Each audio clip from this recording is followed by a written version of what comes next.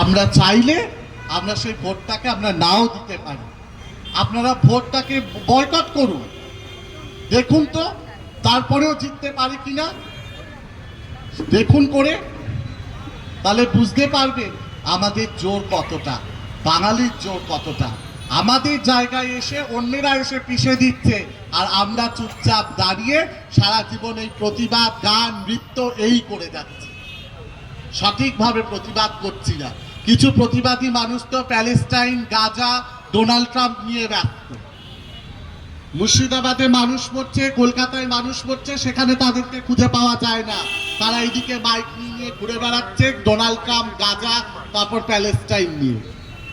আরে নিজের মানুষ, নিজের মাটির মানুষ মরছে, আগে তাকে বাঁচা, তার পাশে দাঁড়া। প্যালেস্টাইন, গাজা তো পরে হবে, প্যালেস্টাইন গাজা পরে হবে। তাদের মানুষ আছে বাঁচানোর জন্য। প্যালেস্টাইনে অনেক লোক আছে, গাজাতে অনেক লোক আছে। আমরা মন থেকে প্রার্থনা করতে পারি, কিন্তু প্যালেস্টাইনে গিয়ে তো বাঁচাতে পারবো না। কিন্তু বাঁচাতে পারবো আমাদের শহরের মানুষকে, যারা প্রতিনিয়ত মরছে, প্রতিনিয়ত যারা রাস্তায় বেরোতে গেলে তাদের রেপ হতে হচ্ছে, মেট্রোতে গেলে টোন কাটছে, বাসে গেলে টোন কাটছে, প্রতিনিয়ত তাদেরকে কিছু না কিছু ফেস করতে হচ্ছে। এই লোক দেখানোগুলো বন্ধ করুন, এই লোক দেখানো জিনিসগুলো বন্ধ করে সঠিকভাবে সঠিক প্রতিবাদ করুন, তবে গিয়ে বাঁচার আশা একটু হলেও আমরা দেখতে পাবো।